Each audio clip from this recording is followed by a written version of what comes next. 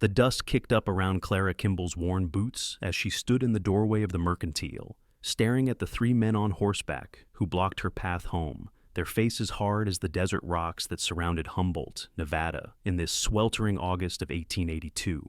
"Mrs. Kimball," the man in the center said, his voice carrying that particular blend of false courtesy and genuine menace that Clara had come to recognize in the 6 months since Thomas had died. "Mr. Brennan would like a word with you at the mine office." Clara's hands tightened on the canvas bag of flour she had just purchased, her last few coins now gone. "I have nothing to discuss with Mr. Brennan. He seems to think otherwise, madam." The man's hand rested on his pistol, not quite a threat, but not quite innocent either. "Best come along peacefully." The August sun beat down mercilessly as Clara walked the dusty main street of Humboldt toward the mine office, the three riders following behind her like vultures circling prey. The silver mine that dominated the hills above town had made fortunes for men like Marcus Brennan while breaking the backs and spirits of workers like Thomas. Now, apparently, it intended to break her too. The mine office stood at the edge of town, a sturdy wooden building that spoke of wealth in a place where most structures were little more than assembled scraps. Clara had been here once before, when they had brought Thomas's body down from the collapsed tunnel, his face gray with rock dust and death. Brennan had offered his condolences then, smooth and practiced, before mentioning that Thomas had owed the company's store a considerable sum. Now, as she stepped inside the dim interior, Marcus Brennan rose from behind his massive oak desk, a smile on his face that never reached his cold blue eyes. He was perhaps 45, well-dressed in a suit that must have cost more than Thomas had earned in a year, his dark hair slicked back with pomade. "Mrs. Kimball, thank you for coming." He gestured to a chair across from his desk. Clara remained standing. "I was given little choice. Please sit. This needn't be unpleasant." When Clara continued to stand, Brennan's smile thinned. "Very well, I'll be direct. Your late husband owed this company $327 at the time of his death. That debt has now passed to you. Thomas bought supplies on credit to feed us while he worked in your mine," Clara said, her voice steady despite the fear coiling in her stomach. "He worked 12-hour days in the dark and the dust, and you paid him barely enough to survive. Nevertheless, the debt exists. I have been patient these 6 months, Mrs. Kimball, but my patience has limits." Brennan opened a ledger on his desk, running his finger down a column of numbers. "I'm prepared to offer you a solution. You could work off the debt. I already take in washing and mending. Every cent goes toward that debt. At your current rate, you'll be 70 years old before it's paid." Brennan leaned back in his chair, studying her with an expression that made Clara's skin crawl. "I'm talking about more direct employment. I have a house on the edge of town. Several girls work there, entertaining the miners. You're still young, still handsome enough. You could clear your debt in a year, perhaps less." The words hit Clara like a physical blow. She had known that Brennan owned the brothel, that he profited from the desperation of women just as he profited from the labor of men. But she had never imagined he would proposition her so boldly. "No." The word came out harder than she intended. Brennan's expression darkened. "Then I'll have no choice but to seize your property. That little house you and Thomas rented, all your possessions. You'll be on the street, Clara. May I call you Clara? A woman alone in a mining town, with no money and no prospects. You know what happens to women like that. The house doesn't belong to me. I rent it from Mrs. Peterson. Mrs. Peterson's property taxes are paid through my bank. I'm sure we can come to an arrangement." Brennan stood, walking around the desk to stand too close to Clara. "Think about it. You have until tomorrow evening to give me your answer. Either way, Mrs. Kimball, you will pay what you owe." Clara left the office with her head high, refusing to let Brennan see her fear, but once she rounded the corner onto the main street, her legs nearly gave out. She steadied herself against the wall of the assayer's office, breathing hard. $327 might as well have been $3,000. She made perhaps $2 a week from washing and mending, and most of that went to keeping herself fed and housed. "Madam, are you all right?" Clara looked up to find a man watching her with concern in his gray eyes. He was tall, perhaps 30 years old, with sun-darkened skin and the lean, hard build of someone who spent his life working outdoors. He wore typical cowboy attire, sturdy denim pants, a worn leather vest over a blue cotton shirt, and a wide-brimmed hat that shadowed his face. A pistol hung at his hip, and he carried himself with the easy confidence of a man who knew how to use it. "I'm fine," Clara said automatically, straightening up. "Respectfully, madam, you don't look fine. You look like you've seen a ghost." His voice carried a slight Texas drawl, warm and genuine. "Name's Samuel Hollis. I just rode into town this morning, looking for work." Clara Kimball. She studied him more carefully now. There was something solid about him, something trustworthy in the directness of his gaze. "If you're looking for work, the mine is always hiring, though I'd advise you to ride on to the next town if you have any other option." "That bad?" "Worse." Clara glanced back toward the mine office. "The man who owns it, Marcus Brennan. He owns most everything in Humboldt. The mine, the company store, the bank. He bleeds this town dry and calls it business." Samuel followed her gaze, his expression thoughtful. "I've known men like that. They tend to think the whole world belongs to them, and everyone in it is just there for their profit. That's Marcus Brennan exactly." Clara realized she was saying too much to a stranger, but something about Samuel Hollis invited confidence. Or perhaps she was simply desperate for someone, anyone, to understand her situation. "I should go. Thank you for your concern, Mr. Hollis." "Hold on." Samuel's hand touched her arm lightly, a gesture of comfort rather than restraint. "I can see you're in some kind of trouble. Is there anything I can do to help?" Clara almost laughed at that, a bitter sound she swallowed back. "Unless you have $327 in your pocket, I don't think so." That's a mighty specific sum. And then, perhaps because she had held it in for so long, perhaps because this stranger's kindness had cracked something open inside her, Clara told him.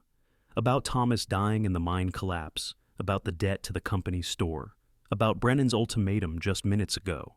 Samuel listened without interrupting, his expression growing grimmer as she spoke.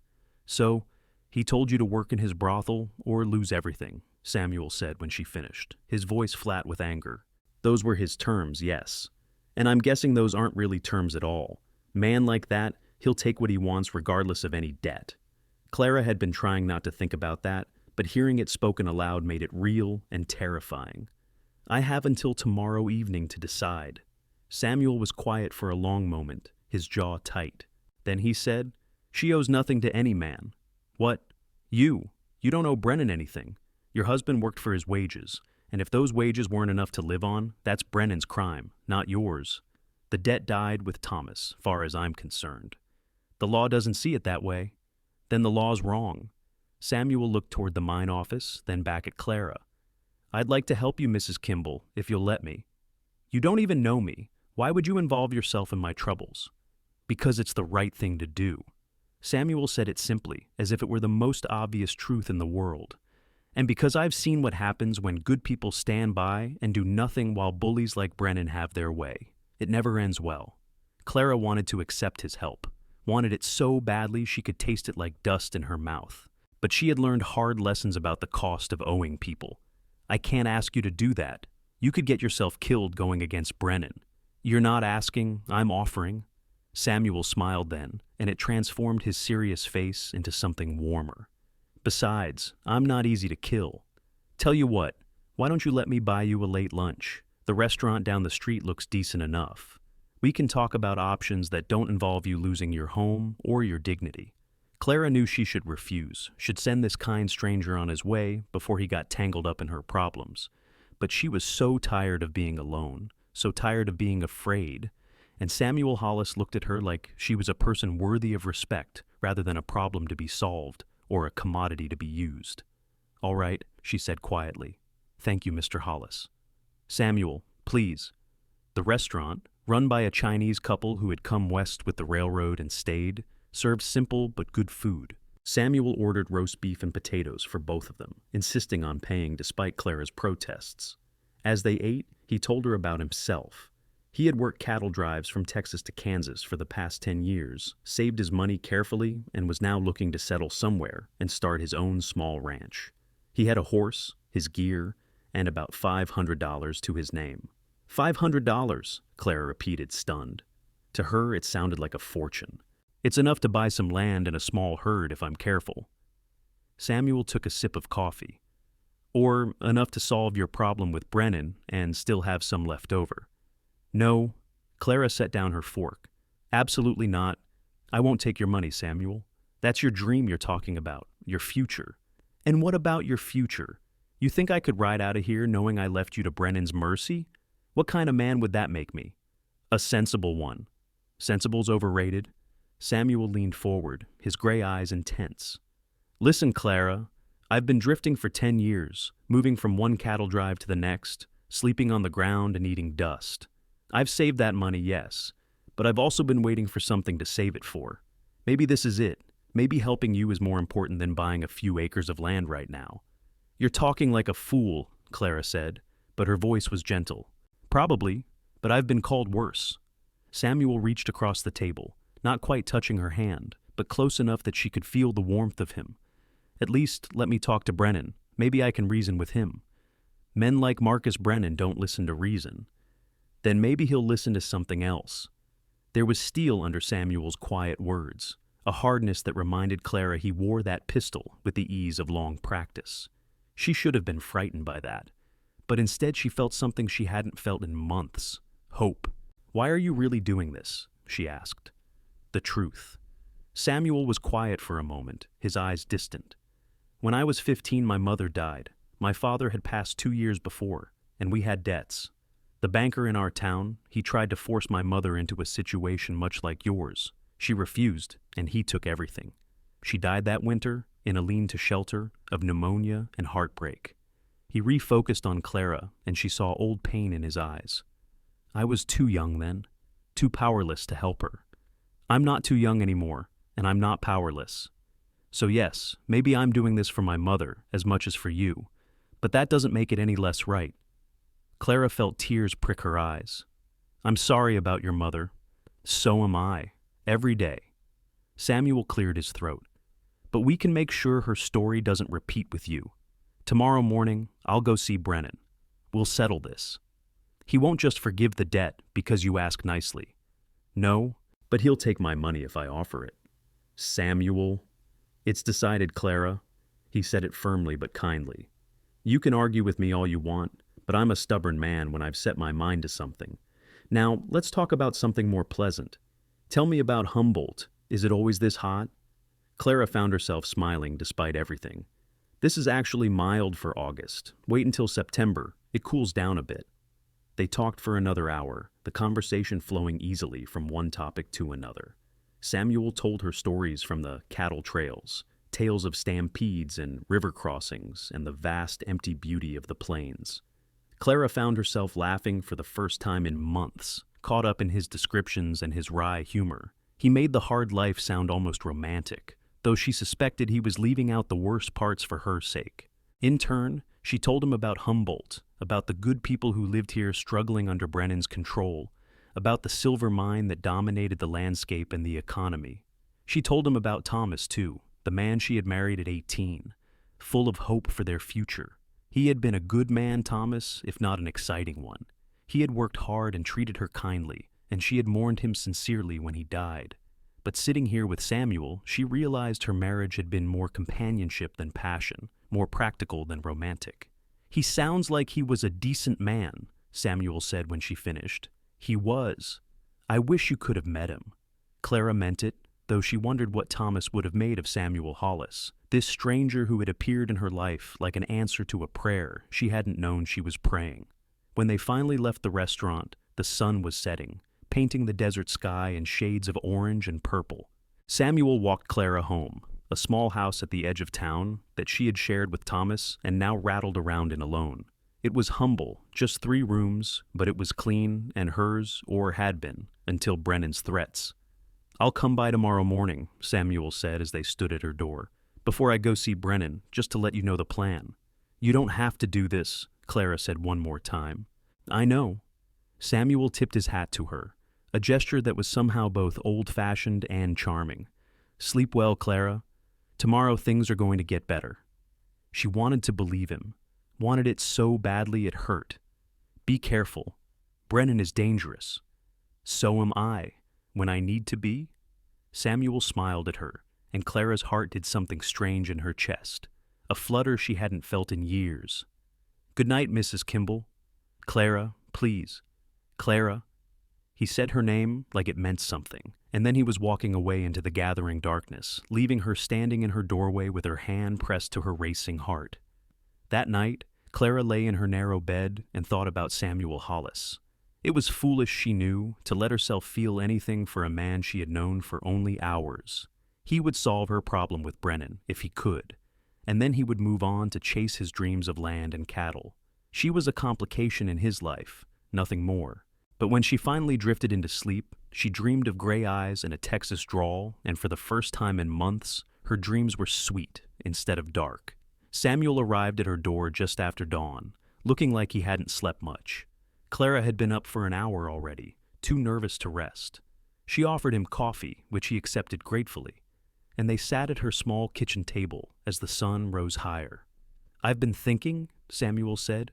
"Before I offer to pay your debt, I want to see that ledger. I want to make sure Brennan's not inflating the numbers." "I'm sure he is," Clara said. "Thomas was careful with money. He wouldn't have run up such a debt without realizing it." "Then we need to challenge it. If I'm going to pay, it'll be what you actually owe, not what Brennan claims you owe." Clara hadn't thought of that. She had been so overwhelmed by the situation that she had simply accepted Brennan's figures. "He won't like being questioned." "I imagine not, but he'll answer the questions anyway, or I'll know the reason why." Samuel finished his coffee and stood. "You should come with me. You have a right to see those books yourself." The mine office looked no friendlier in the morning light. Brennan's men were already there, loitering outside, the same three who had escorted Clara yesterday. They straightened when they saw Samuel, their hands drifting toward their weapons. "Mr. Brennan's not expecting visitors," one said. "Then he'll be surprised," Samuel replied pleasantly. "The lady and I have business with him." "The lady can go in. You can wait out here." "That's not going to work for me." Samuel's voice remained pleasant, but something in his stance changed, became more alert. "We'll both see Mr. Brennan, or there'll be trouble. Your choice." The three men exchanged glances. They were hired guns, Clara realized, not actual miners. Brennan kept them around for exactly this kind of situation. But Samuel faced them without apparent concern, his hand resting casually near his pistol. "Let them in." Brennan's voice came from the doorway. He stood there in his shirt sleeves, looking annoyed. "I should have known you'd find yourself a champion, Mrs. Kimball. Every woman does, eventually." "Mr. Brennan," Samuel said, touching his hat brim with exaggerated courtesy. "Samuel Hollis, I'm here to discuss Mrs. Kimball's debt." "There's nothing to discuss. She owes, and she'll pay." "See, that's where you're wrong. There's plenty to discuss, starting with exactly how much she owes and what that money was spent on." Samuel mounted the steps to the office. "Shall we talk inside like civilized people, or would you prefer to conduct your business in front of an audience?" Brennan's jaw tightened, but he stepped back and gestured them inside. The office looked exactly as it had yesterday, the massive desk dominating the room, the ledger still open on its surface. "Mrs. Kimball's husband accumulated debt over the 18 months he worked for me," Brennan said, moving behind his desk like it was a fortress. "The total is $327. It's all documented." "Then you won't mind showing us the documentation?" Samuel said. "It's none of your business, Mr. Hollis." "I'm making it my business. See, I'm thinking about settling Mrs. Kimball's debt for her. But I'm a careful man with my money. I won't pay a cent more than what's actually owed." Brennan's expression shifted, calculation replacing annoyance. "You have that kind of money?" "Might do, might not. Depends on whether your numbers are honest." For a moment, Clara thought Brennan would refuse, would have his men throw them out, but greed won over pride. He turned the ledger around so they could see it, his finger marking Thomas's name. Samuel bent over the book, studying the entries carefully. Clara looked over his shoulder, and even with her limited understanding of bookkeeping, she could see something was wrong. The debt had started small, just a few dollars for supplies. But in the last 6 months before Thomas's death, it had ballooned. This here, Samuel tapped an entry. $20 for mining equipment. What equipment? Pick, shovel, replacement tools. Mining is hard on equipment. $20 worth in 1 month? Samuel moved his finger down the page. And here, $30 for medical supplies. Was Thomas injured? Cave-in last spring. He needed bandages, laudanum for the pain. Funny, Clara said, her voice shaking with anger, because Thomas was home sick with fever that week. He wasn't even at the mine when that cave-in happened. Samuel's eyes met hers, and she saw fury there, carefully controlled. So, we've established you're a liar, Mr. Brennan. Question is, how much of this ledger is lies? Now see here? No, you see here. Samuel straightened to his full height, and Clara saw Brennan actually lean back slightly. You've been padding these books, charging dead men for goods they never bought, trapping their families in debt. That's theft. Plain and simple. I wonder what the territorial marshal would say about that. The marshal's office is in Carson City, more than a day's ride from here, Brennan said, but his confident tone had wavered. And I have lawyers. You have nothing but accusations. I have eyes and a brain, which is more than you think people in this town have. Tell you what, let's do some simple arithmetic. Mrs. Kimball, what did Thomas actually buy from the company store? Clara thought back, picturing the supplies they had purchased over those 18 months. Flour, beans, coffee, bacon, some cloth for a dress, lamp oil, maybe $60 worth in total, spread over all that time. And he was paid how much per month? $30. Samuel did the calculation in his head. So he was paid $540 total, minus $60 for supplies, leaves $480. Where's the rest of it, Brennan? Because I don't see Mrs. Kimball living in luxury here. Rent on the house, tools for the mine, medical expenses. She pays rent to Mrs. Peterson, not you. The mine is supposed to supply tools. That's standard practice. And we've already established that medical bill was fraudulent. Samuel planted his hands on the desk and leaned forward. Here's what I think. I think Thomas Kimball died, owing you maybe $20, if that. I think you saw a widow alone and decided to take advantage. I think you're a thief and a bully, and I think your little empire here is built on the backs of people too scared or too worn down to fight back. Get out of my office! Brennan's face had gone red, his voice tight with rage. Get out, or I'll have my men throw you out. Here's what's going to happen, Samuel said, not moving. You're going to forgive Mrs. Kimball's debt, all of it. You're going to put it in writing, signed and witnessed, that she owes you nothing, and you're going to leave her alone from this day forward. Brennan laughed, a sharp, ugly sound. And why would I do that? Because if you don't, I'm going to make it my personal mission to spread the word about your bookkeeping practices. Every miner in Humboldt will know you're cheating them. Every widow will know you're inflating their dead husband's debts. I'll ride to Carson City myself and bring the marshal back to look at your records. And I'll make sure every newspaper in Nevada hears about Marcus Brennan, the mine boss who preys on widows. You think anyone will care? You think anyone will believe you over me? I think enough will. I think you'll lose workers, lose money, lose the power you've built here. Is that worth $300 to you? Especially when we both know she doesn't actually owe you anything? The office fell silent except for the ticking of a clock on the wall. Clara held her breath, watching the two men face each other across the desk. Brennan's hands had curled into fists, and for a moment she thought he would call for his men, would have them beaten or killed. Then Brennan sat down heavily in his chair. $50, he said. I'll settle for $50 cash, and we'll call her debt paid. No deal? She owes you nothing, and you'll acknowledge it. You're making a powerful enemy, Mr. Hollis. I've had worse. Samuel straightened. Make your decision, Brennan. You have until I count to 10. This is extortion. No, this is justice. 1, 2, 3. You'll regret this. 4, 5, 6. Fine. Brennan yanked open a drawer and pulled out a piece of paper. His hand shook slightly as he wrote, his pen scratching violently across the page. When he finished, he shoved it across the desk. There. She owes nothing. Happy? Samuel picked up the paper and read it carefully. Then he folded it and handed it to Clara. Sign it, he told Brennan, and date it. Brennan signed with angry, jerky movements. Samuel took the paper back, studied the signature, then nodded. Mrs. Kimball and I will be going now. I trust you'll keep your word about leaving her alone. Get out. Samuel offered Clara his arm, and she took it, her legs feeling unsteady as they left the office. The three hired guns watched them go, but made no move to stop them. It wasn't until they were halfway down the main street that Clara let herself believe what had just happened. You did it, she breathed. You really did it. We did it, Samuel corrected. You were the one who caught him in that lie about the medical supplies. That's when I knew the whole ledger was rotten. Clara stopped walking and turned to face him fully. Thank you. I don't have words enough to thank you, but thank you. You don't need to thank me, Clara. It was the right thing to do. She was still holding his arm, she realized, and standing very close to him. Up close, she could see the fine lines around his eyes, the shadow of stubble on his jaw, the way his gray eyes softened when he looked at her. Something passed between them in that moment, something electric and undeniable. "Mrs. Kimball!" The voice broke the moment, and they turned to see Mrs. Peterson hurrying toward them, her round face flushed with exertion. She was a widow herself, perhaps 60 years old, who owned several rental properties in town. "Is it true?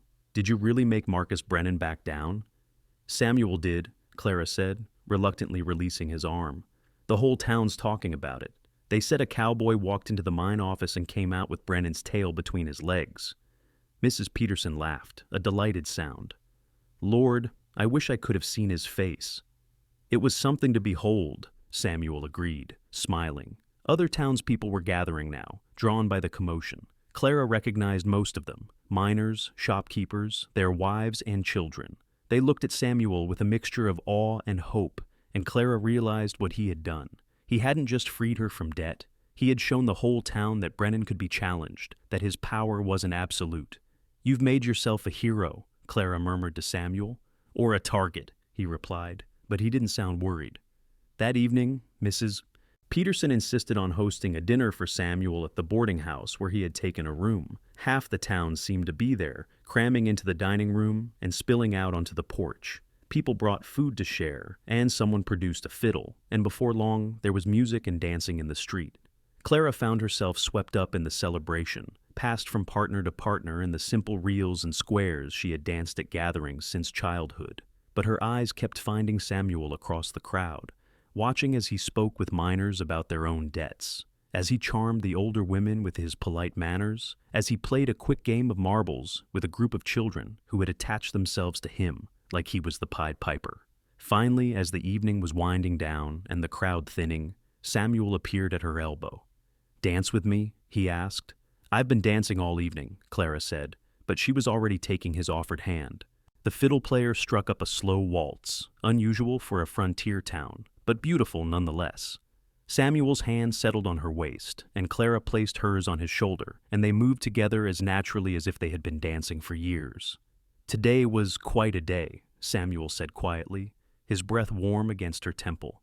"I still can't quite believe it happened.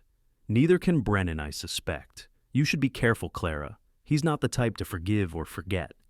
I'm more worried about you. You're the one who humiliated him. I can handle Marcus Brennan." Samuel pulled her a little closer, and Clara let him. Propriety be damned. She was a widow. She could dance with whomever she chose. "I've been thinking, though, about staying in Humboldt for a while." Clara's heart leaped, though she tried to keep her voice casual. "Have you? What would you do here?" "Well, I came out west looking for land to start a ranch. There's plenty of land around here, not all of it controlled by Brennan, and I like this town. I like the people in it." His eyes met hers. "Some people in particular." "Samuel?" "I know it's too soon," he said quickly. "I know you're still mourning Thomas, and I'm still basically a stranger to you. But I'd like to not be a stranger, Clara. I'd like to get to know you better, if you'll let me." Clara should have said no. She should have been proper and careful, and all the things a recent widow was supposed to be. But standing there in Samuel's arms, swaying to the fiddle's sweet melody under a sky full of stars, she found she didn't want to be any of those things. "I'd like that too," she said softly. Samuel's smile was worth every bit of impropriety. "Then that's settled. Tomorrow I'll start looking at land. And maybe, if you're not too busy, you could show me around the area. Give me your opinion on what might work for a small cattle operation." "I'd be happy to." They danced 2 more songs before propriety finally forced them apart. Samuel walked Clara home again, and this time when they reached her door, he took her hand and kissed it gently. "Sleep well, Clara Kimball," he said. "Tomorrow's the start of something good. I can feel it." She watched him walk away into the darkness again, but this time her heart was light instead of heavy. Tomorrow was indeed the start of something good. She could feel it too. The next weeks passed in a blur of happiness Clara had never expected to feel again. Samuel found a tract of land about 5 miles out of town, 160 acres with a small creek running through it and enough grass to support a decent herd. The previous owner had died without heirs, and the territorial office was happy to sell it cheap to anyone willing to work it. Samuel bought it with most of his savings, keeping back just enough to buy some cattle and supplies. Clara rode out with him often to see the land, both of them borrowing horses from the livery stable. The property had the bones of a homestead already, a half-built cabin that needed finishing, the remains of a corral, a root cellar that just needed clearing out. Samuel threw himself into the work with an enthusiasm that was infectious, and Clara found herself helping despite her initial protests. "You don't need to do this," Samuel told her one afternoon as she helped him fit logs for the cabin walls. "This is my work." "Maybe I want to help," Clara replied, wiping sweat from her forehead. "Maybe I like feeling useful." Samuel set down his tools and came to stand beside her. They were alone on the property, the nearest neighbor miles away, and the privacy made Clara acutely aware of every movement he made, every word he spoke. "You're more than useful, Clara. You're essential." He said it seriously, his gray eyes intense. "These past weeks working on this land, I keep imagining what it could be. Not just the house and the corral and the cattle, but a home, a real home. And every time I imagine it, you're there." Clara's breath caught. "Samuel, that's a bold thing to say. I know, maybe too bold, but I've never been one for wasting time or hiding what I feel." He took her hand, his calloused fingers warm and strong around hers. "I'm falling in love with you, Clara Kimball. Maybe I've been falling since the moment I saw you outside that mine office, looking scared but so damn strong. I know it's fast, and I know you might not feel the same way, but I had to tell you the truth." Clara's heart was racing so fast she thought it might burst from her chest. She should have been shocked, should have pulled away, but instead she found herself stepping closer. "It is fast," she agreed. "It's probably foolish, but I'm falling too, Samuel. I've been trying not to because it seemed too soon, too wrong somehow, but I can't help it." "Do you want to help it?" "No," Clara said, and it felt like the truest word she had ever spoken. "No, I don't." Samuel cupped her face in his hands, his touch gentle despite the roughness of his palms. "Then don't. We don't have to rush anything, Clara. We can take all the time you need, but know that I'm here and I'm not going anywhere, and when you're ready, I want to build this life with you." He kissed her then, soft and sweet, and Clara felt something inside her unfurl like a flower, opening to the sun. It was different from kissing Thomas, different from anything she had ever felt. This was warmth and want and a sense of rightness so profound it made her want to cry. When they finally broke apart, both breathing hard, Samuel rested his forehead against hers. "I've been wanting to do that for weeks," he admitted. "So have I," Clara whispered back. They worked side by side until sunset, the labor made light by their new understanding. Samuel told her more stories from his years on the trail, and Clara shared memories of her childhood in Missouri before she and Thomas had come west seeking opportunity. They talked about everything and nothing, building intimacy along with the cabin walls. As the sun dipped toward the horizon, painting the desert in shades of gold and amber, Samuel saddled their horses, and they rode back toward Humboldt. The town was quiet in the evening light, most people inside having dinner with their families. Samuel walked Clara to her door, as had become his habit. "Tomorrow's Sunday," he said. "Would you sit with me at church?" It was a public declaration, Clara knew. Sitting together at Sunday service would tell the whole town that they were courting. There would be gossip, probably some criticism. She had only been widowed for 8 months after all. Some would say it was too soon, disrespectful to Thomas's memory. But Thomas was gone, and Clara was alive, and she was tired of living half a life out of some sense of what was proper. "I'd be honored to sit with you," she said. Samuel's smile could have lit the whole territory. He kissed her hand goodnight, then her cheek, a chaste touch that nevertheless sent warmth through her entire body. "Until tomorrow, then." Until tomorrow. Sunday service was held in the town's only church, a simple wooden building that served multiple denominations since Humboldt was too small to support separate congregations. The minister, Reverend Carstairs, was a Methodist circuit rider who came through once a month, so services were often led by whoever felt moved to read from the Bible. Clara arrived to find Samuel already there, standing outside the church in what were clearly his best clothes: clean black pants, a white shirt, a black vest, and a string tie. He had shaved and combed his hair, and Clara's breath caught at how handsome he looked. She had worn her best dress too, a dark blue cotton with white trim that Thomas had liked. It felt right somehow to wear it. Thomas would have wanted her to be happy, she thought. He would have liked Samuel, would have respected the way he stood up to bullies and worked hard and treated people with kindness. "You look beautiful," Samuel said, offering his arm. "You clean up pretty well yourself," Clara replied, taking it. They walked into church together, and Clara felt the weight of every eye in the congregation. She lifted her chin and looked straight ahead, refusing to show any shame or embarrassment. Samuel guided her to a pew about halfway back, and they sat side by side as the service began. Reverend Carstairs was back this week, and he preached on love and forgiveness, on building communities that supported each other rather than tearing each other down. Clara wondered if he had heard about the confrontation with Brennan and was speaking directly to the situation, but the minister's lined face gave nothing away. After the service, as people filed out into the sunshine, several women approached Clara. She braced herself for criticism, but instead, Mrs. Peterson patted her hand warmly. "It's good to see you smiling again, dear," the older woman said. "Thomas was a good man, but he's gone. You deserve to live your life." Others echoed the sentiment, offering support and approval. Even the few who looked disapproving said nothing directly, perhaps unwilling to criticize the man who had stood up to Marcus Brennan. Clara felt a weight lift from her shoulders. She had the town's blessing, or at least their acceptance. Marcus Brennan was not at church, which was no surprise. He rarely attended unless there was some political advantage to be gained. But as Clara and Samuel stood talking with a group of miners and their families, one of Brennan's men rode up, the same one who had confronted Clara that first day.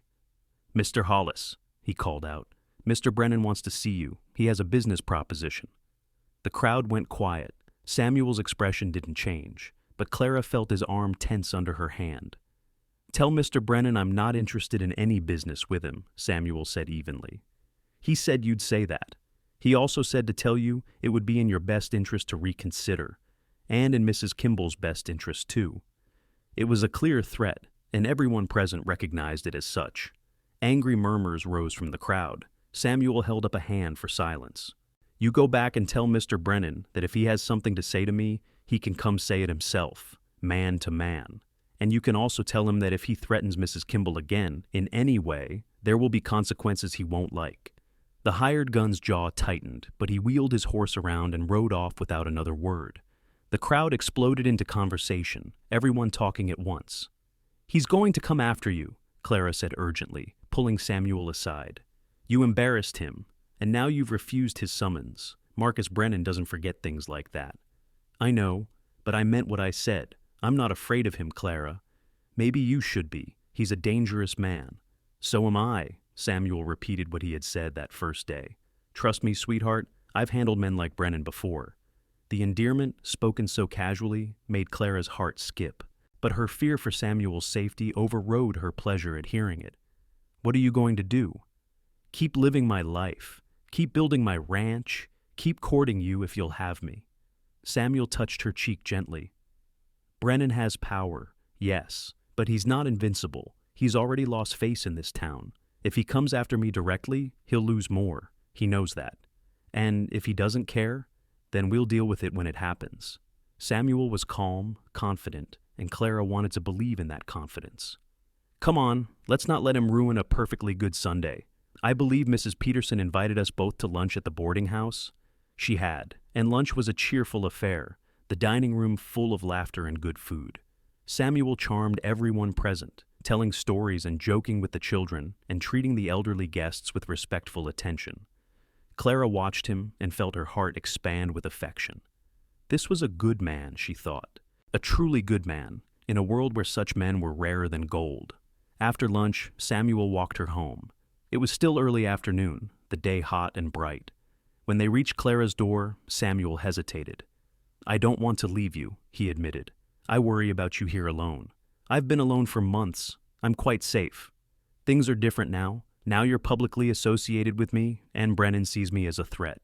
Clara knew he was right, but she refused to let fear dictate her life. "I have neighbors, and I'm not helpless, Samuel. I know how to shoot if it comes to that." "Do you have a gun?" "Thomas had a rifle. It's here." "Is it loaded and ready?" Clara hesitated, The rifle hung over the fireplace, but she hadn't touched it since Thomas died. She wasn't even sure where he had kept the ammunition. "That's what I thought," Samuel said, seeing her expression. "May I come in for a moment? I'd like to make sure you're properly prepared just in case." It was somewhat scandalous to invite a man into her home, but Clara was past caring about that. She opened the door and led Samuel inside. He examined the rifle, found the ammunition in a cupboard where Thomas had stored it, and spent the next 30 minutes teaching Clara how to load, aim, and fire it properly. "It's been a while since I practiced," Clara admitted after shooting 3 bottles off the fence posts behind her house. "You're a natural," Samuel said approvingly. "Just remember, keep it loaded and keep it close. And if anyone tries to break in, don't hesitate. Shoot first, ask questions later." "You're scaring me, Samuel. I'm trying to prepare you. There's a difference." He set the rifle carefully inside her back door, within easy reach. "I wish I could stay here, protect you myself, but I know that's not possible. Not yet, anyway." "Not yet?" Clara raised an eyebrow. Samuel had the grace to look slightly embarrassed. "I'm getting ahead of myself again. Forget I said that." But Clara didn't want to forget. "What did you mean, not yet?" "I mean that someday, if you'll have me, I'd like to be here all the time, as your husband." Samuel took her hands in his. "I know it's too soon to propose properly. I know we need more time. But I want you to know my intentions, Clara. I'm courting you with marriage in mind. A real marriage, a partnership, building that ranch together, and raising a family if God wills it. That's what I want. Is that what you want too?" Clara's eyes filled with tears, but they were happy tears. "Yes," she whispered. "Yes, that's what I want." Samuel pulled her into his arms, holding her close, and Clara rested her head on his chest and listened to the steady beat of his heart. This was right, she thought. This was what she had been waiting for, without knowing she was waiting. They stood like that for a long moment, just holding each other, until finally Samuel pulled back reluctantly. "I should go. People are already talking, and I don't want to damage your reputation more than I already have." "Let them talk," Clara said, but she knew he was right. There were limits to what even a widow could do without bringing serious censure on herself. Samuel kissed her forehead, then her lips, a lingering touch that promised more to come. "I'll see you tomorrow. I'm planning to go to the next town over to buy some cattle. I'd love for you to come with me, help me choose them." "I'd like that." After Samuel left, Clara sat in her quiet house and let herself feel the happiness bubbling up inside her. For the first time since Thomas died, maybe for the first time in her whole life, she felt truly alive. Samuel Hollis had brought color back into her black and white world, and she was grateful for every moment she got to spend with him. The trip to buy cattle turned into a 2-day journey, perfectly proper, because they were accompanied by 2 of the miners from Humboldt, who were interested in starting their own small herds. They bought 15 head from a rancher in the next valley, young stock that would form the foundation of Samuel's herd. Clara helped him choose the animals, pointing out which ones looked healthiest, which had the best conformation. Samuel deferred to her judgment, which surprised the rancher, but pleased Clara immensely. On the way back, driving the cattle ahead of them, Samuel told her about his plans for the ranch. He wanted to start small, build slowly, make sure the operation was sustainable before expanding. He talked about breeding stock and market prices and water rights, and Clara found herself fascinated by all of it. "You really love this life," she observed. "I do. I've loved it since I was a boy working my father's small farm. There's something about working with animals, working the land, that feeds my soul." Samuel glanced at her. "Does that sound foolish?" "Not at all. It sounds wonderful." When they reached Samuel's property and got the cattle settled in the newly repaired corral, the 2 miners headed back to Humboldt. Samuel offered to take Clara home, but she found herself reluctant to leave. "The cabin's looking good," she said, examining the progress he had made. The walls were complete now, and he had started on the roof. "It'll be finished in another week or 2, if the weather holds. Just needs the roof, a door, and some finishing work inside." Samuel stood beside her, looking at his handiwork with satisfaction. "It's not much, but it's mine. Well, ours, if you'll have it." "I'll have it," Clara said softly. "I'll have you, Samuel Hollis. Whenever you ask properly, the answer will be yes." Samuel turned to her, his gray eyes bright with emotion. "Clara Kimball, will you marry me?" It was too soon, Clara knew. Thomas had only been dead for 8 months. People would talk, would judge, but she was tired of living by other people's rules, tired of being afraid. "Yes," she said. "Yes, I'll marry you." Samuel let out a whoop of joy and swept her up in his arms, spinning her around until she was dizzy and laughing. When he set her down, he kissed her thoroughly, and Clara kissed him back with all the passion she had been holding in check. "I love you," Samuel said against her lips. "God, I love you so much." "I love you too," Clara replied, and it felt like the most natural thing in the world to say. They decided to marry as soon as the cabin was finished, propriety be damned.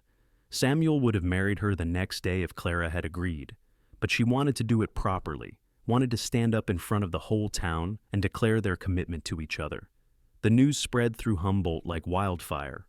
Most people were happy for them, offering congratulations and support. A few of the older, more conservative townsfolk clucked their tongues about unseemly haste, but even they couldn't muster much real disapproval. Clara had been a good wife to Thomas, and everyone could see that she and Samuel were genuinely in love. Marcus Brennan, predictably, was less pleased. He made his displeasure known through small acts of harassment, denying Samuel credit at the company's store, spreading rumors about his character, trying to convince the other ranchers in the area not to do business with him. But Samuel had anticipated this, and had brought enough cash with him to avoid needing credit. As for the rumors, his character spoke for itself, and most people dismissed Brennan's claims as sour grapes. 2 weeks after their engagement, on a warm September afternoon, Clara and Samuel were married by Reverend Carstairs in the little church. Clara wore a new dress that Mrs. Peterson and several other women had helped her sew, a beautiful cream-colored cotton with lace trim. Samuel wore his Sunday best, and when he turned to watch Clara walk down the aisle toward him, the look on his face made her feel like the most beautiful woman in the world. They spoke their vows clearly and firmly, promising to love and cherish each other for as long as they both lived. When Reverend Carstairs pronounced them husband and wife, Samuel kissed Clara with such enthusiasm that the congregation burst into laughter and applause. The whole town turned out for the celebration afterward, a grand party in the street with food and music and dancing that lasted until well after dark. Even some of the miners who worked for Brennan came, risking their boss's anger to celebrate with the couple who had become symbols of resistance against his tyranny. As the party wound down, Samuel borrowed a wagon from the livery and drove Clara out to their ranch, their home now. The cabin was finished, modest but sturdy, with a real glass window that Samuel had ordered special from Carson City. He had furnished it simply, a bed he had built himself, a table and chairs, a stove for cooking and heat. It wasn't much, but to Clara, coming from her cramped rental house, it felt like a palace. "Welcome home, Mrs. Hollis," Samuel said, lifting her down from the wagon. Mrs. Hollis. Clara had been Mrs. Kimball for so long that the new name felt strange, but also thrilling. She was starting a new chapter, becoming a new person, and she embraced it fully. Samuel carried her over the threshold, both of them laughing at the old tradition. He set her down gently in the center of their new home, and then they were kissing again, all the passion they had been restraining for weeks finally unleashed. That night, in their marriage bed, Samuel was gentle and patient, making sure Clara felt safe and cherished. She had been with Thomas, of course, but this was different, more intense, more connected. Afterward, as they lay tangled together in the darkness, Clara felt a contentment so profound it brought tears to her eyes. "Happy tears, I hope," Samuel murmured, wiping them away with his thumb. "The happiest," Clara assured him. "I never thought I could feel like this." "Neither did I." Samuel pulled her closer, her head resting on his chest. "I spent so many years just drifting, never really belonging anywhere. And then I rode into Humboldt and found you, and suddenly everything made sense." "Fate," Clara said. "Maybe, or maybe just luck. Either way, I'm grateful for it." They fell asleep like that, wrapped in each other's arms, and if Clara dreamed, her dreams were sweet. The next months were the happiest of Clara's life. She and Samuel worked the ranch together, building their herd and their home. Samuel proved to be everything Clara could have wanted in a husband: hard-working, kind, funny, and deeply affectionate. He never dismissed her opinions or treated her as less than a full partner, always asking for her input on decisions about the ranch. Clara discovered that she loved ranch life. There was something deeply satisfying about the physical work, the tangible results of her labor. She learned to rope and brand cattle, to doctor sick animals, to ride for hours checking fence lines and water sources. Her hands grew calloused and her skin sun darkened, and she had never felt more alive. They made friends with their neighbors, other small ranchers and farmers who were trying to make a living outside of Brennan's control. There was a sense of community among them, a willingness to help each other that reminded Clara of the best parts of frontier life. Brennan continued to be a thorn in their side, using his influence to make things difficult whenever he could.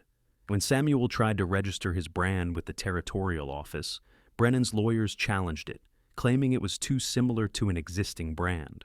The challenge was clearly frivolous, but it tied things up in bureaucracy for months. When Samuel wanted to drive some cattle to the railhead to sell, Brennan tried to charge him an exorbitant fee to cross land that Brennan claimed to own, even though the road had always been public access. Each time, Samuel found a way around the obstacles, refusing to let Brennan's harassment stop him from building his dream. But the constant low-level warfare took its toll, and Clara worried about what might happen if Brennan decided to escalate. Her worries proved justified one cold November evening when Samuel rode in from checking the herd with blood on his shirt. Clara rushed out to meet him, her heart in her throat. "I'm fine," Samuel said quickly, seeing her panic. "It's just a graze. Someone took a shot at me from the rocks above the creek." "Someone shot at you?" Clara's hands were shaking as she helped him down from his horse. "Did you see who it was?" "No, they were too far away. But I'd bet money it was one of Brennan's men." Samuel winced as Clara helped him out of his shirt, revealing a long, shallow wound across his ribs. "They weren't trying to kill me, just scare me. If they'd wanted me dead, I'd be dead." "This isn't acceptable, Samuel. We have to do something." "Like what? Ride into town and accuse Brennan with no proof? He'll just deny it, and his men will back him up." Samuel hissed as Clara cleaned the wound with whiskey. "We stay vigilant, we stay smart, and we don't give him any openings." But Clara was done being passive. The next day, while Samuel rested and healed, she rode into Humboldt and went straight to the telegraph office. She sent a wire to the territorial marshal's office in Carson City, explaining the situation in detail: Brennan's fraudulent bookkeeping, his harassment of Samuel, and now the shooting. She wasn't sure if anything would come of it, but she had to try. 3 days later, Deputy Marshal Henry Morrison rode into Humboldt. He was a lean, weathered man in his 50s, with sharp eyes that missed nothing. Clara had sent word out to the ranch, and Samuel came in to meet with him at Mrs. Peterson's boarding house, which served as neutral territory. "I got your wire, Mrs. Hollis," Morrison said, spreading out his notebook on the table between them. "Tell me everything, from the beginning." They did, taking turns to explain the situation. Samuel showed him the falsified ledgers he had memorized from Brennan's office, and Clara described the debt scheme that had trapped her and countless other widows. Other townspeople joined them, adding their own stories of Brennan's abuses. Morrison listened carefully, taking notes, asking pointed questions. When they finished, he sat back and studied them all. "Marcus Brennan is a powerful man," he said finally. "He has lawyers, connections, money. Building a case against him won't be easy, and it won't be quick. Are you prepared for that?" "We're prepared to do whatever it takes," Samuel said firmly, and the others nodded agreement. "All right then. I'll need some time to gather evidence, talk to more people, look at official records. In the meantime, I want you all to be careful. Men like Brennan get dangerous when they feel cornered." Morrison fixed Samuel with a hard stare. "Especially you, Mr. Hollis. You've made yourself his primary target. Watch your back." "I intend to." Morrison stayed in Humboldt for a week, conducting his investigation quietly but thoroughly. Brennan must have known something was happening, but he couldn't stop the marshal from doing his job without making himself look even more guilty. Clara watched the mine boss grow increasingly agitated, his face dark with anger whenever he appeared in town. When Morrison finally left, riding toward Carson City with saddlebags full of evidence, Clara allowed herself to hope that justice might actually prevail. But she also heeded his warning, and she and Samuel were more careful than ever, always armed, always alert. Christmas came, their first together, and despite the ongoing tension with Brennan, it was a joyful time. Clara decorated their cabin with pine branches and made a special dinner. Samuel gave her a beautiful locket he had ordered from San Francisco, with their initials engraved inside. She gave him a new saddle she had been secretly working on for months. tooling the leather herself with intricate designs. "It's beautiful," Samuel said, running his hands over the craftsmanship. "Clara, you made this? I learned leatherwork from my father when I was a girl. I wanted to give you something special. You could have given me a rock, and it would have been special because it came from you." But Samuel's eyes were bright with pleasure, and Clara knew her gift had been well chosen. That night, as they lay in bed with the snow falling softly outside their window, Samuel turned to her with unusual seriousness. "Clara, there's something I've been wanting to talk to you about." "That sounds ominous," Clara said, trying to keep her tone light, even as worry flickered through her. "Not ominous, just important." Samuel took her hand. "We've been married 3 months now, and every day with you has been better than I could have imagined. You're my partner in every way, and I thank God for you constantly." "I feel the same way about you," Clara said softly. "I want to build a family with you, children of our own, a legacy that will outlast us both." Samuel's voice was tender but intense. "I know that might not happen right away, or maybe not at all. These things are in God's hands. But I wanted you to know that's what I'm hoping for, what I'm praying for." Clara felt warmth spread through her chest. She had wondered if Samuel wanted children, had hoped he did, but they had been so busy with the ranch and the situation with Brennan that they hadn't discussed it directly.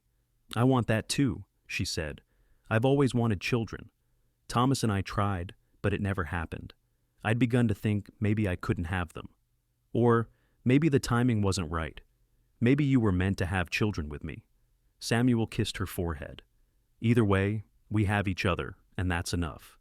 But if we're blessed with little ones, all the better." As it turned out, they were blessed sooner than they expected. In late January, Clara realized her monthly courses were late. She waited another week, not wanting to get her hopes up. But when the signs continued and morning sickness began, she allowed herself to believe. She told Samuel one evening after dinner, unable to keep the news to herself any longer. "I think I'm going to have a baby." Samuel froze, his coffee cup halfway to his mouth. "You think, Clara, are you sure?" "As sure as I can be at this stage. All the signs are there." Samuel set down his cup very carefully, as if afraid his shaking hands might drop it. Then he stood, crossed to where Clara sat, and dropped to his knees beside her chair. He pressed his face against her still flat stomach, his arms around her waist, and Clara felt his shoulders shake with emotion. "A baby," he whispered. "Our baby." Clara ran her fingers through his hair, her own eyes wet with happy tears. "Yes, our baby, due sometime in September, if I'm calculating right." Samuel looked up at her, his face radiant with joy. "You've made me the happiest man alive, Clara Hollis. You know that?" "I think we've made each other happy," Clara replied. "This baby is just the next chapter in our story." The next months passed in a haze of anticipation and preparation. Samuel threw himself into making the cabin more comfortable and secure, building additional rooms and a proper cradle. Clara sewed baby clothes and blankets, and the women of Humboldt threw her a party, bringing gifts and advice. In April, Deputy Marshal Morrison returned with news. "We've built a strong case against Brennan," he told Samuel and Clara. "Fraud, extortion, attempted murder. The territorial governor wants to see him brought to justice." "When?" Samuel asked. "I'll be arresting him tomorrow morning. I've brought additional men with me in case his hired guns try to interfere." Morrison's expression was grim. "I need you both to stay out of town tomorrow. Stay at your ranch, stay armed, and don't open your door to anyone you don't know. This could get ugly." They followed his instructions, spending the next day in tense anticipation at the ranch. Several of their neighbors came by, also staying clear of town, and they all waited together for news. It came that evening, brought by one of the miners. "Morrison arrested Brennan this morning," he reported breathlessly. There was a standoff, Brennan's men with guns drawn, but Morrison had more men and more authority. Brennan's in custody, being taken to Carson City for trial. His hired guns scattered once they realized the law was serious this time. Relief flooded through Clara so intensely she felt dizzy. Samuel caught her, his arm around her waist, his hand protective over her swelling belly. "It's over," he said wonderingly. "It's actually over." The trial, when it happened in May, was swift. Too many people came forward with evidence of Brennan's crimes, too many stories of his abuses. He was convicted on multiple counts and sentenced to 15 years in the territorial prison. His assets were seized to pay restitution to his victims, including the mine itself, which was sold to a mining company from San Francisco that promised better wages and working conditions. Humboldt began to transform almost immediately. Without Brennan's stranglehold on the economy, new businesses opened, workers organized for better pay and conditions, and the whole town felt lighter, freer. Clara and Samuel's ranch thrived as well, their herd growing steadily, their reputation for quality cattle spreading through the region. In late September, on a warm afternoon, with the aspens turning gold on the hillsides, Clara went into labor. Samuel, terrified but determined to be helpful, rode to town to fetch the midwife, and then stayed by Clara's side through the long hours of labor, holding her hand and offering water and encouragement. Their son was born just after midnight, squalling lustily and perfect in every way. Samuel held him with shaking hands, tears streaming down his face as he studied the tiny features. "He's beautiful," he whispered. "Clara, he's so beautiful." "What should we name him?" Clara asked, exhausted but blissfully happy. Samuel thought for a moment. "Thomas," he said finally, "for your first husband, who was a good man, and Samuel for his middle name, to carry on my name too. Thomas Samuel Hollis." Clara felt fresh tears prick her eyes at Samuel's generosity in honoring Thomas's memory. "That's perfect," she agreed. Little Thomas proved to be a healthy, happy baby, and both his parents doted on him shamelessly. Samuel was a natural father, patient and gentle, spending every moment he could with his son. Clara watched them together and felt her heart might burst with love. 2 years later, they welcomed a daughter, whom they named Sarah Catherine, and 2 years after that, another son, James William. Their cabin grew to accommodate their growing family, and the ranch prospered under Samuel's careful management and Clara's partnership. Life wasn't always easy. There were hard winters and dry summers, sick cattle and crop failures, the normal struggles of frontier life. But Clara and Samuel faced every challenge together, their love growing deeper and stronger with each passing year.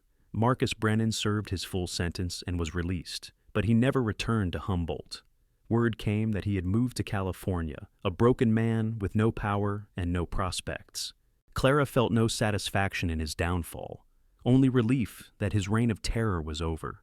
Mrs. Peterson lived to see all 3 of Clara and Samuel's children born, and she was like a grandmother to them, spoiling them shamelessly. When she passed peacefully in her sleep at age 73, the whole town mourned, and Clara wept, like she had lost her own mother. The children grew healthy and strong. Thomas took after his father, tall and serious and good with animals. Sarah was spirited and clever, always asking questions and getting into mischief. Little James was the baby, sweet-natured and affectionate, with his mother's green eyes and his father's steady temperament. On their 10th wedding anniversary, Samuel took Clara riding up into the hills above their ranch, to a spot where they could see for miles in every direction.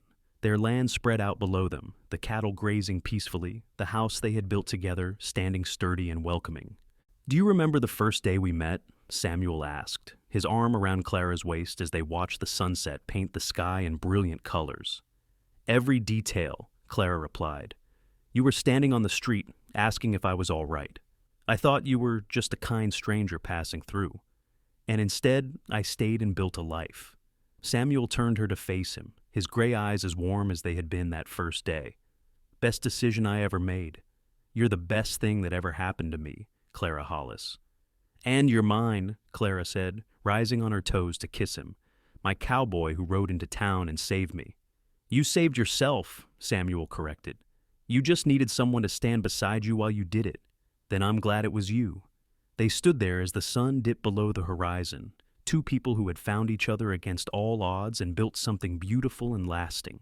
Behind them, 3 children and a lifetime of memories. Ahead of them, years still to come, filled with love and laughter and the hard, rewarding work of living.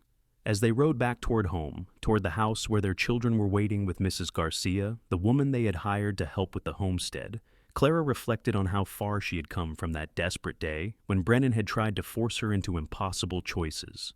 She had been saved not by a man, but by standing up for herself with a good man beside her, and that had made all the difference. The ranch lights glowed warm in the gathering darkness, a beacon of home and love and family. Clara could hear Thomas and Sarah's voices raised in some argument, hear James's giggle as Mrs. Garcia played with him. This was her life now, full and rich and beautiful, so different from the half-life she had been living before Samuel. Years continued to pass in the comfortable rhythm of ranch life. The children grew, and Clara and Samuel grew older alongside them, their hair threading with silver, their faces creasing with laugh lines earned through years of joy and hardship shared equally. Thomas, their eldest, showed an aptitude for ranching that made Samuel burst with pride. By the time he was 15, he could run the operation almost single-handedly when needed. He was quiet and thoughtful, with a gentle way with animals that reminded Clara of Samuel at his best. Sarah proved to be brilliant with numbers and business, keeping the ranch books with meticulous accuracy from the age of 13. She dreamed of going to college someday, perhaps even becoming a teacher, and Clara and Samuel saved carefully to make that dream possible. The world was changing, and women were finding new opportunities. Clara wanted her daughter to have every chance she could give her. James was the heart of the family, always making them laugh, always finding joy in simple things. He loved horses most of all, and dreamed of breeding them someday, creating a line of animals known throughout the territory for their strength and intelligence. On weekends, the family would often ride into Humboldt together, attending church and visiting with friends.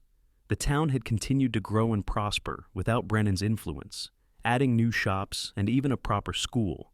Samuel sometimes served on the town council, using his respected voice to help guide Humboldt's development in ways that benefited everyone, not just the wealthy few. Clara often thought about that first day, standing outside the mine office with $327 of manufactured debt hanging over her head like a death sentence. She thought about the fear she had felt, the desperation, the sense that her life was spiraling beyond her control. And then she thought about Samuel, appearing like an answer to a prayer she hadn't known she was praying. Not swooping in to rescue her like she was helpless, but standing beside her and saying those words that had changed everything. She owes nothing to any man. He had been right, of course. She had owed nothing, not to Brennan, not to anyone. The debt had been a fiction, a tool of control wielded by a bully who preyed on the vulnerable. Samuel hadn't paid the debt for her. He had helped her see that there was no real debt to pay. He had given her the courage to stand up and fight back, and together they had won. That was what their marriage had been built on, not rescue but partnership. Not one person saving another, but two people choosing to face life's challenges together. It made their love stronger, their bond deeper, because it was based on respect and equality rather than obligation or dependence. When Thomas Samuel Hollis turned 18, tall and capable and good-hearted like his father, Clara and Samuel threw a party that brought half the territory to their ranch.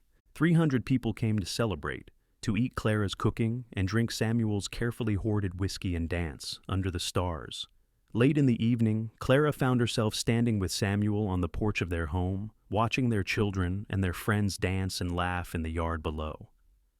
"We did good," Samuel said quietly, his arm around her waist in the gesture that had become as natural as breathing over their 20 years together. "We did," Clara agreed. "Look at them, Samuel. Look at what we built."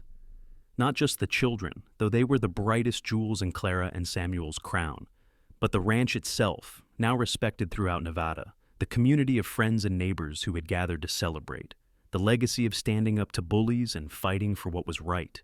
All of it, everything they had built together. "I love you," Samuel said, the words as fresh and true as they had been when he first spoke them, nearly 2 decades ago. "Every day, Clara, every single day." "I love you too," Clara replied, leaning her head on his shoulder. "You're my heart, Samuel Hollis. You always will be." The music swelled below them, fiddles and guitars blending with laughter and voices. Sarah whirled past with a young man from town, her face flushed and happy.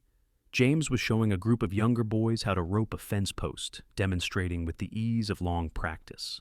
And Thomas stood talking earnestly with several of the miners, already showing the leadership qualities that would serve him well as he grew into manhood.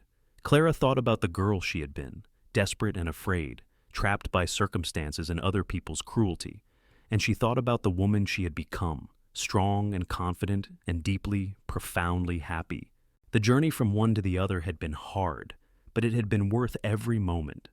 "What are you thinking about?" Samuel asked, reading her silence correctly as he always did. "Everything. Our whole life together.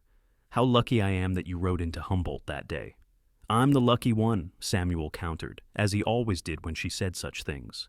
"Then we're both lucky," Clara said, settling the argument as she always did. "Lucky in love, lucky in life, lucky in every way that matters." Samuel pulled her closer, and they stood together, watching their world, their family, their legacy.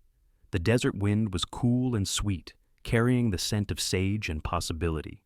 Somewhere in the distance, a coyote called, and another answered. The stars wheeled overhead in their ancient patterns, indifferent and eternal. But here, in this moment, in this place, Clara and Samuel had built something that mattered. Not grand or historic, perhaps, but real and good and true. A life built on love and mutual respect, on partnership and perseverance. A life that proved that even in the hardest places, even in the most difficult circumstances, happiness was possible if you were brave enough to reach for it. And as the party continued below and the night deepened around them, Clara knew that she would not change a single moment of the journey that had brought her here. Not the hardship or the fear, not the loss or the struggle, because all of it, every bit of it, had led her to this moment, to this man, to this beautiful, complicated, perfect life. The mine boss had said she owed for her late husband, but the cowboy had been right all along. She owed nothing to any man. What she had now, she had earned through her own strength and courage, built through her own choices and efforts. Yes, Samuel had stood beside her, had supported and loved her, but he had never claimed to own her or control her. He had simply offered her his hand and his heart, and she had chosen to take them. That choice, made freely and in full knowledge, had made all the difference. That was the true story of their love. Not a rescue, but a partnership. Not dependence, but mutual respect. Not obligation, but choice freely and joyfully made. And as they stood together under the Nevada stars, Clara and Samuel knew that whatever else came, whatever challenges the future might bring, they would face it together. Partners in every sense of the word, bound by love that had been tested in fire and emerged stronger for it. That was the legacy they would leave their children, the story their grandchildren would someday tell. Not a fairy tale of rescue and romance, but something better. A true story of courage and love, of standing up to injustice and building something beautiful from the ruins of despair. The party below was winding down now, guests beginning to make their farewells. Clara and Samuel descended from the porch to bid them goodbye, thanking them for coming, promising to visit soon. When the last guest had departed and the children had finally gone to bed, exhausted and happy, Clara and Samuel stood alone in their home. "Another successful party," Samuel observed, surveying the gentle chaos of half-clean dishes and scattered decorations. "We can finish cleaning tomorrow," Clara decided.